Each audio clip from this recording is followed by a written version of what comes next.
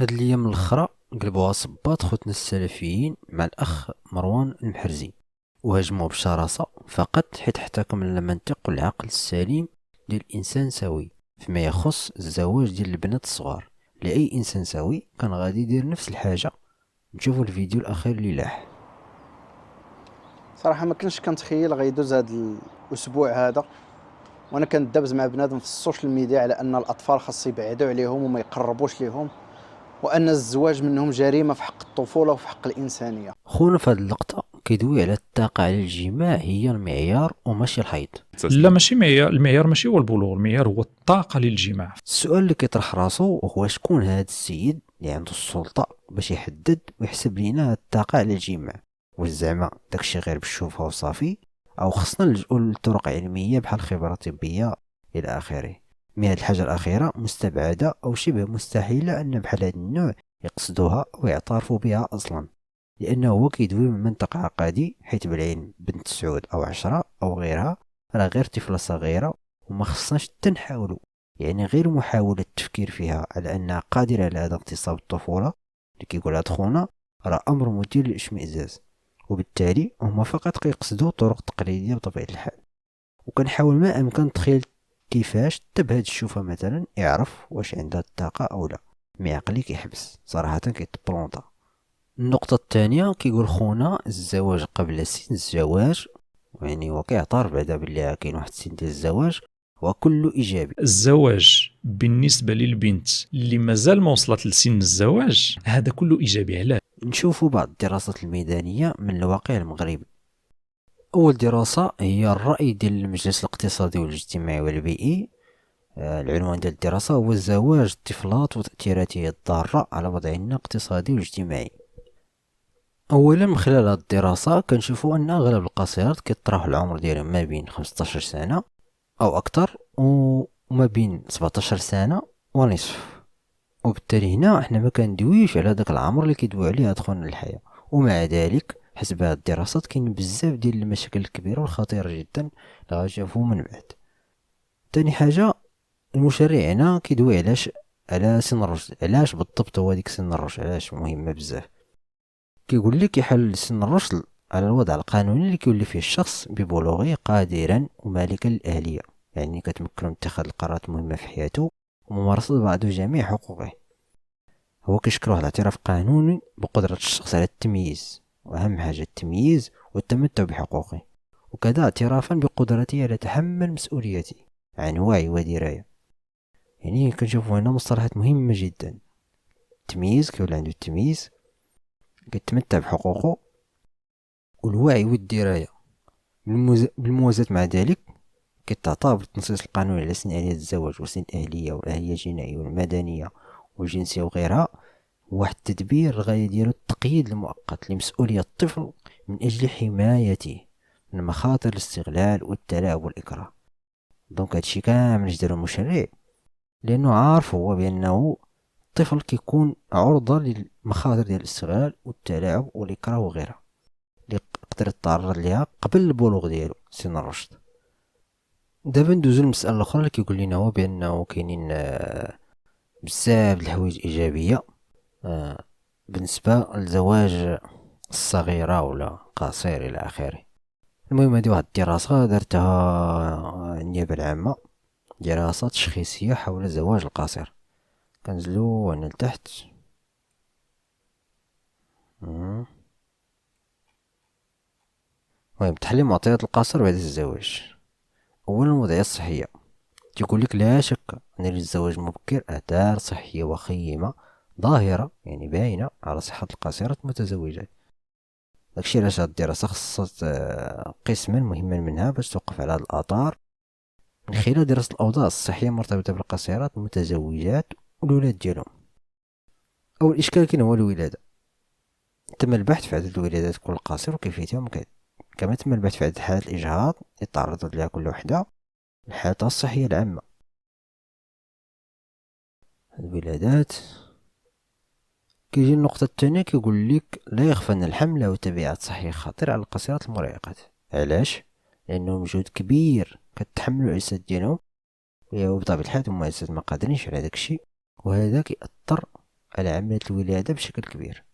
علاش عاوتاني؟ لأنه السبب الرئيسي في ذلك يعود لعدم جاهزية جسم الطفلة المتزوج يتحمل أعباء الحمل والولادة، وهو ما يؤدي ليس للأضرار القاسية المتزوجة وحدها، بل يؤثر أيضا على الولادة. نجوز للنقطة الثانية، الأولاد. تقول كشفت دراسة على مؤشرات مقلقة تتعلق بعدد الأولاد الذين تم إنجابهم وعدد حالات الإجهاض وعدم استهلال المولود، وكذلك المولودين اللي توفوا بعد الولادة.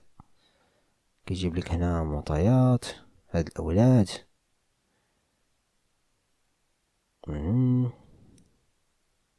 كيجي لك هنا تاني الصحة الحالة الصحية ديال الأولاد، عيد مستجوبة.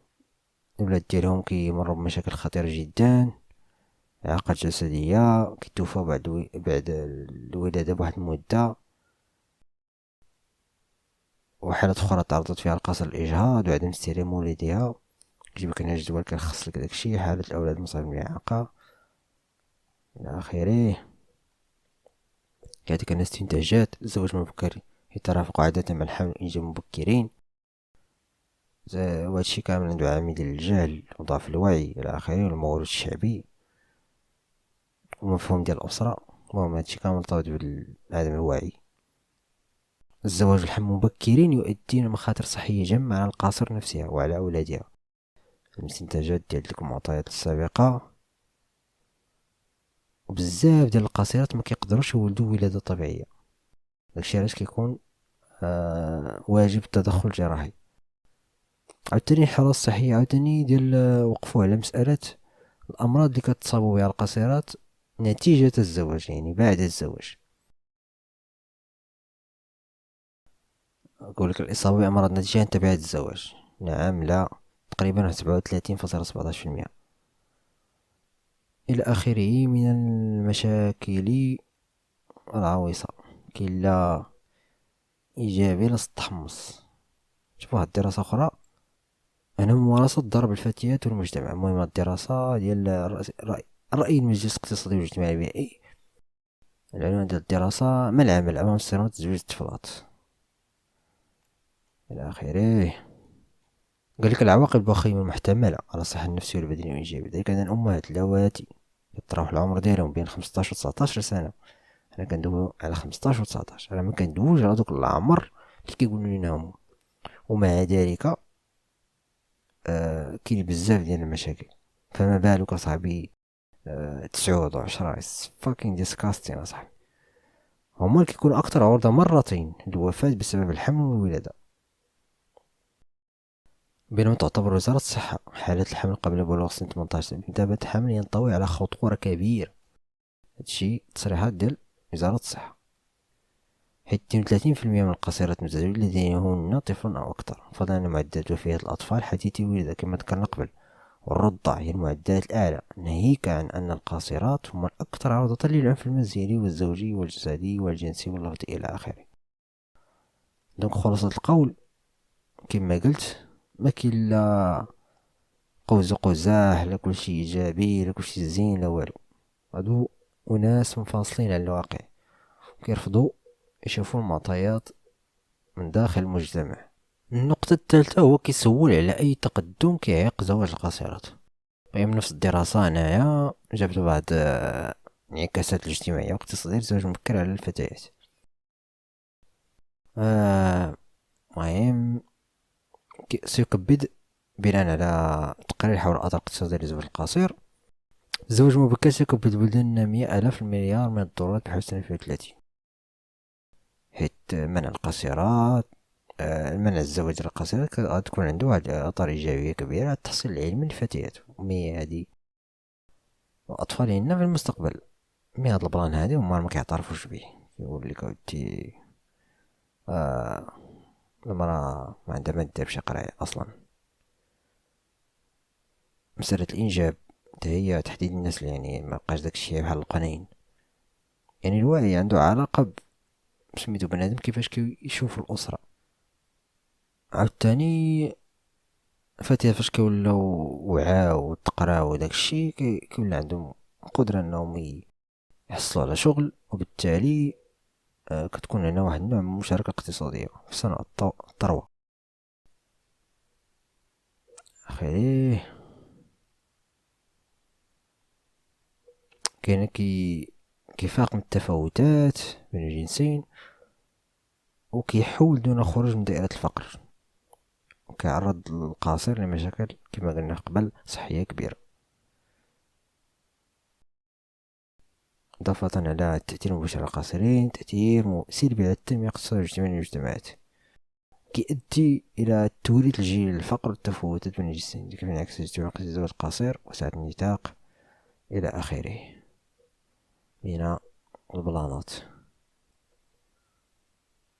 احنا عارفين بأنهم هما ما كيأمنوش بهاد الدراسات وهاد البلانات هادو، وهذا بلان صراحة وقع لي أنا، فهمتي، وقع لي في لافاك. المهم واحد البروف كناقشوني هاد مسألة القاصرات وداك الشيء، وسولني قال لي هل تتفق مع زواج؟ قلت له ودي لا اتفق، وبناء على الدراسات فراه كاين مشاكل ضغط زعما ما تحتاج اصلا تقول.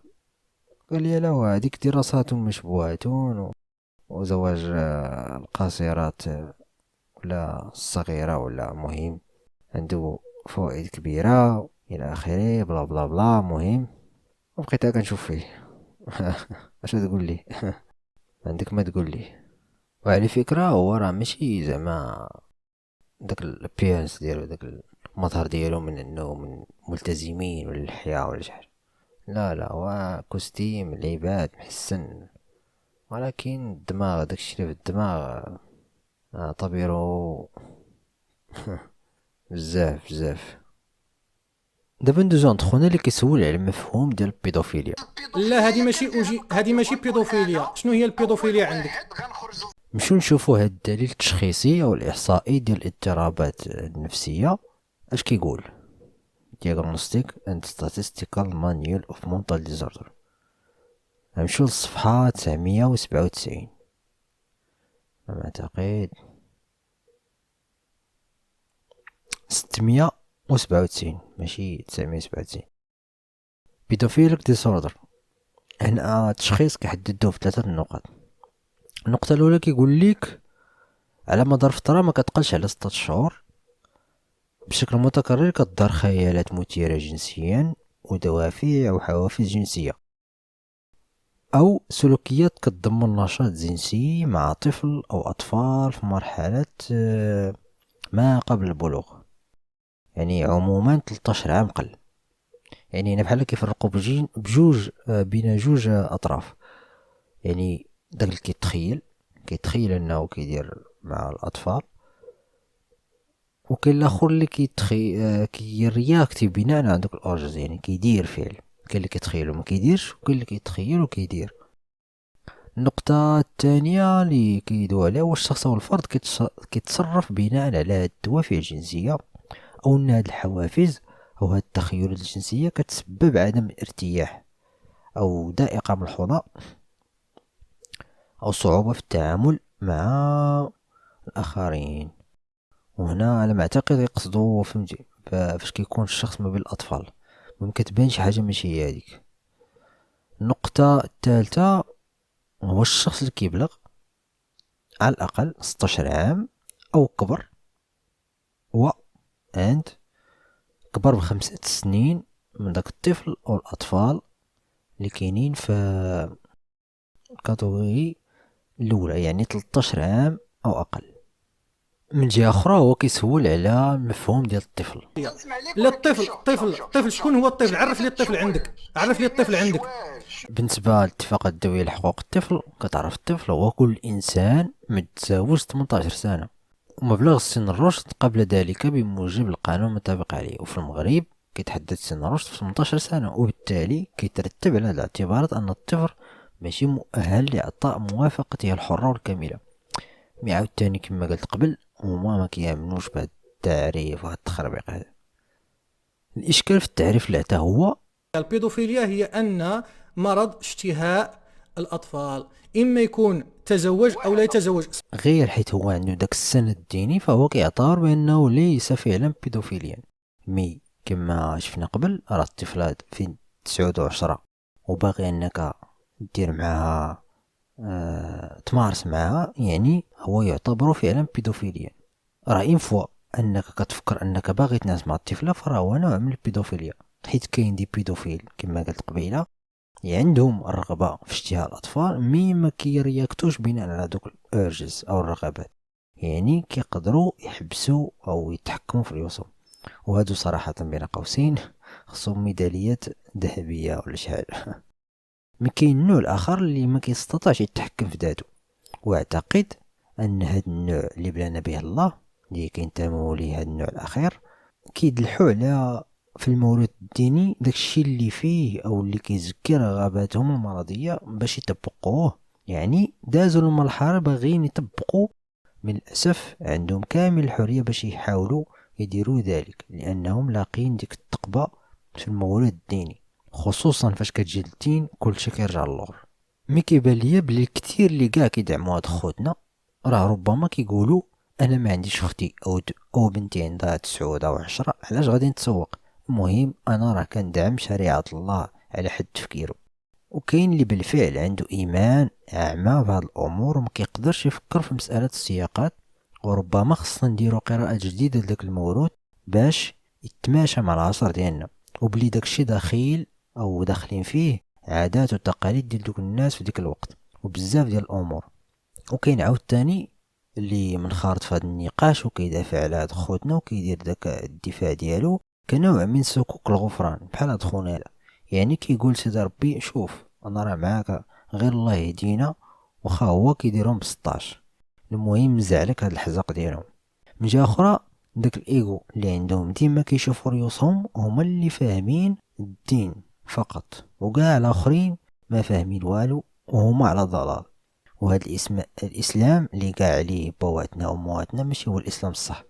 بالنسبه ليا هادو ماشي اناس طبيعيين، حيت فاش كتمشي وكتخلي كاع داكشي اللي مزيان في الديانه الاسلاميه وكتركز غير مثلا على جهاد الطلب او زواج الصغيره او رضاع الكبير وكتحاول تطبقها بنفس المنطق ديال ديك الساعه بدون الاخذ بمساله السياقات والتغيرات اللي كتعرض لها المجتمعات البشريه. زائد ان هاد النوع من الناس تقريبا كاينين في جميع المجتمعات. كتلقى واحد النوع ديال البشر عنده مشاكل سواء تجاه العنف، وبحال هاد البنات ديال اشتهاء الاطفال، يعوض يقول انا اللي فيه مشكل تيقول لا راه عندي سند لهاد التصرف اللي باغي ندير دونك راه عادي، يعني ما كيبغوش يعترفوا بلي عندهم مشاكل في شخصياتهم. دونك داخل البلان ديال النرجسيه تماك، حيت ماشي بوحدك اللي مسلم وعارف هاد البلانات، مي الطبع ديال بنادم ما كيدفعوش نحو هاد الاتجاه اللي اغلب الناس السويين كيعارضوه. وهاد البلان ديال عدم الاعتراف بمشكل في الذات راه كنلقاو حتى في الايديولوجيات اللي دازت في التاريخ، بحال التبريرات اللي كتكون في الابادات والاستيلاء على ارض الغير وغيرها. يعني البشريه تبلات بهذا النوع المريض من الناس اللي ما كيحملوش يتقال لهم بانهم فيهم مشكل. من الناس العاديين خصهم يدوا الثمن ديال هاد السيكنس او هاد المرضى ديال هاد النوع من البشر. ومن جهه اخرى ما كنعتقدش انهم فاش كيبغيو يدعوا شي شخص اجنبي للاسلام انهم كيجبدوا ليه هاد البلانات ديال جواز الصغيره وغيرها، كيجبدوا ليه داكشي اللي مزيان.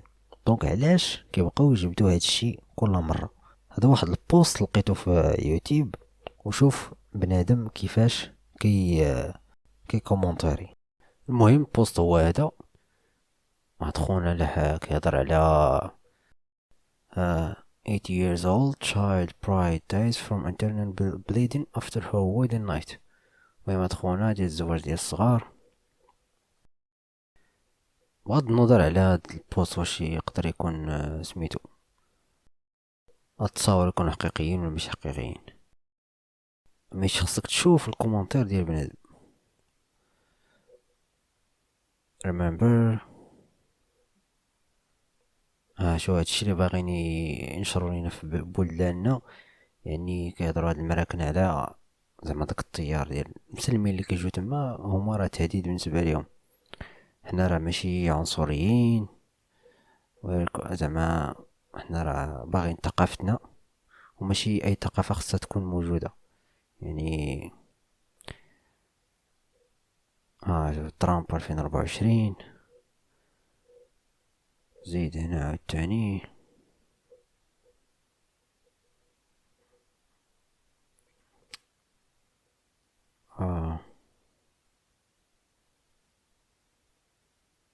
شو هادشي كامل نيجاتيف، كامل نيجاتيف.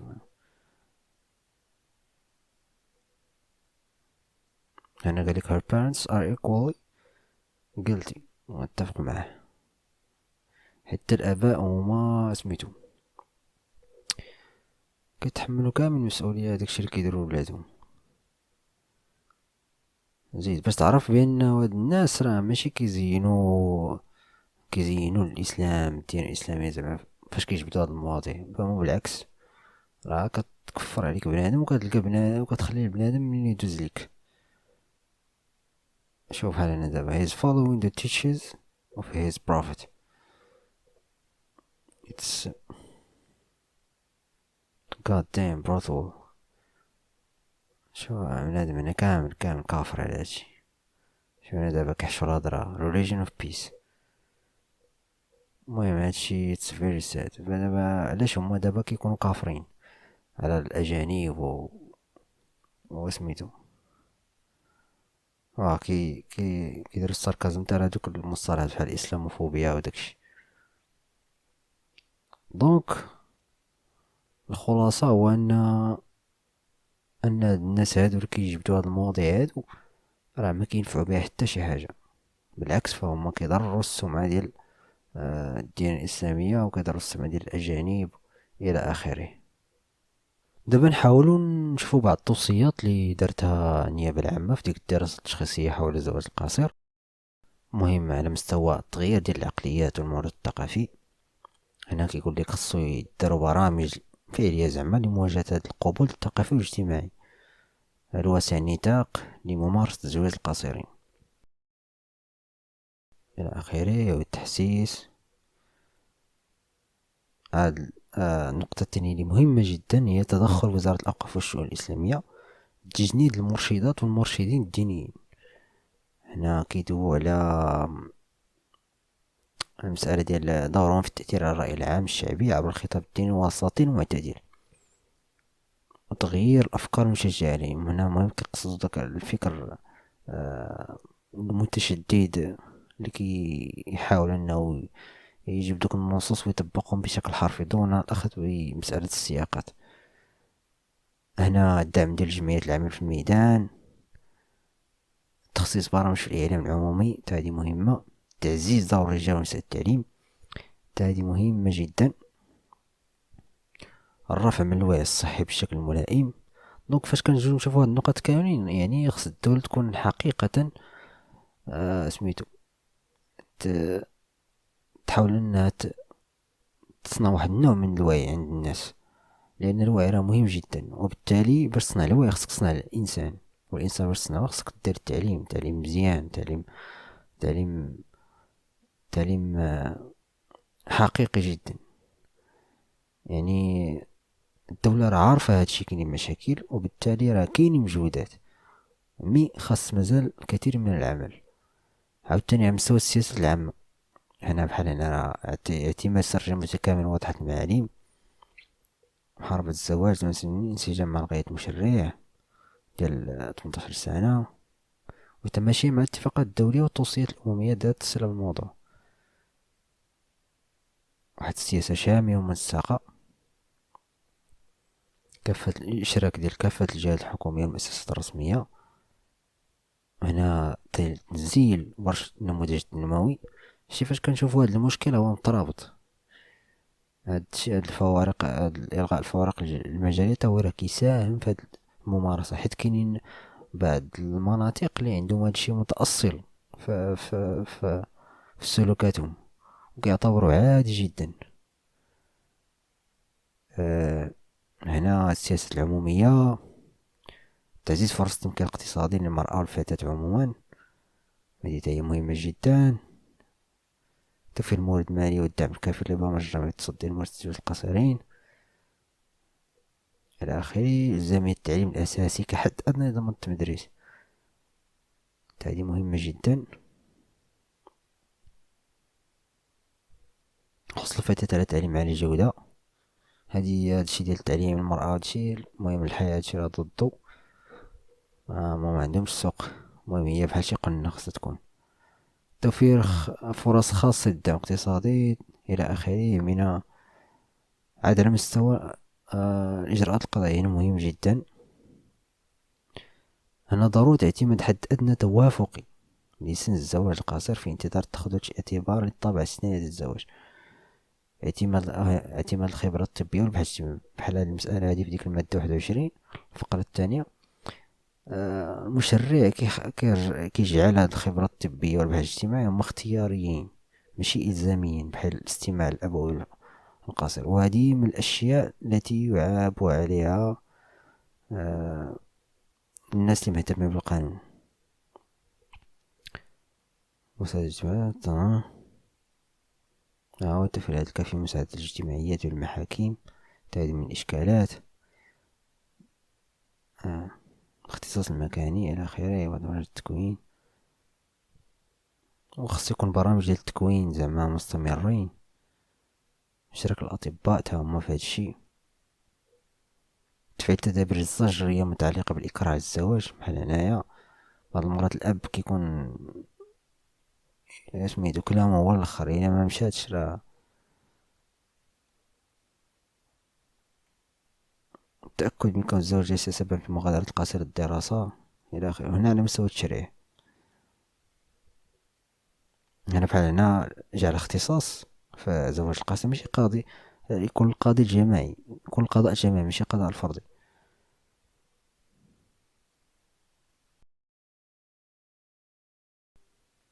هنا عاوتاني بات في طلب الإذن من الزواج القصير على تقارير الدارجة طبية مختصة. أنا بالنسبة ليا خص هداك العمر أصلا يتحيد، تكون 18 سنة صافي. 18 سنة هو سميتو هداك الاستثناء بالنسبة لي خصو يحيد مبقاش كاع نهائيا، باش نسدو حنا الباب كاع ديال هاد المشاكل كاملين الى اخره. تعديل مقتضيات الاكراه على الزواج. وكاين عاوتاني داك القوالب ديال دعوى ثبوت الزوجيه، داك زواج الفاتحه اللي كيديروا دابا شي واحد ما كيبغيوش يعطوه الاذن. اش ماشي كيدير، كيمشي يتزوج هكاك بالفاتحه، وفاش كيولد ديك الساعه كيمشي كيبيع وثق عقد الزواج باش هذاك الابن ديالو ياخد النسب وداكشي. وهادشي كيدير بزاف ديال المشاكل. يقدر بعض المرات الاب ترشق ليه يقولك ودي انا صافي هادشي مبقاش خدام ليا الى اخره من المشاكل. عاوتاني هنا التوصيات ديال المجلس الاقتصادي والاجتماعي البيئي، بحال هنا كيقولك خصنا نعتمدو على عبارة تزويج ماشي زواج، لانه هنا كيكون واحد الفعل قصري. فرضية الطفل العقل المغربي، تسريع المسلسل القضاء على تزويج الأطفال. يعني خصها تكون واحد الرغبة حقيقية في القضاء على هذا المشكل هذا، وتشجيع النقاش العمومي وتطوير الفكر الجماعي. اعتماد استراتيجية وميزانية في المستقبل المنظور آخره. أما تحكم مدونة الأسرة مع الدستور، اتفاقية القضاء على جميع أشكال التمييز ضد المرأة، اتفاقية الدولة لحقوق الطفل، حصر تطبيق المادة 16 على الزواج البالغين. هي هادي كيهضروا على مسألة ديال دعوة ثبوت الزوجية إلا بغا ما خدني الذاكرة. المنع الصريح في مدونة الأسرة جميع أشكال تمييز الأطفال. في هاد الشأن كما قلنا المادة، هاد المواد هادو اللي كنضمو نصيص من جوج القانون.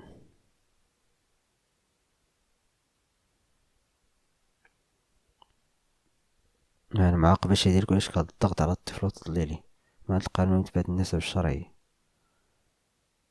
إلى آخره. المهم الدراسة تا هما السمية ديالهم، اللي بغا يقرا هادشي مزيان راه فيه بزاف ديال المعلومات. وبالفعل راه الدولة تعترف بأن كاين إشكال كبير في هادشي، وهادشي متأصل في الثقافة عاوتاني، إضافة لداك الفكر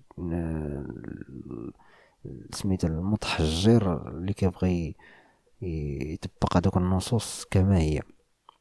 صراحة هذاك الشيء راه غريب عنا، هو فكر مشرقي ما عاد كاع كيدير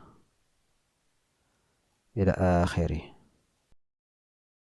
دوك الاصدقاء هذا ما كان فيديو غادي يكون طويل بزاف. داكشي كنت باغي نجيب بعض دوك المقارنات على مستوى المحاكم، دوك الاذن تاع زواج القصير كنلاحظ واحد الاختلاف، كاين اللي كيعطي كاين اللي ما كيعطيش، كاين بزاف ديال المشاكل اللي كيوقعوا على المستوى العملي ديال دوك تطبيق دوك النصوص.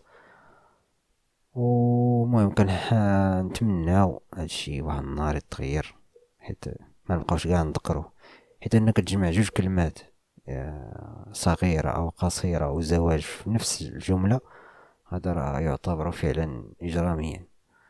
دونك نتمنى هاد العقلية تتغير، ولكن شي باش يتغير خصو بزاف ديال الوقت، وخصو إرادة حقيقية ديال بناء الإنسان. خصنا نبنو بنادم، إلا ما بنيش بنادم غنبقاو ديما بحال كنكبو الماء على الرملة. دونك هذا ما كان أصدقاء، بيس. If the stars fall down on me and the sun refused to shine, then may the shackles be undone. May all the old words cease to rhyme.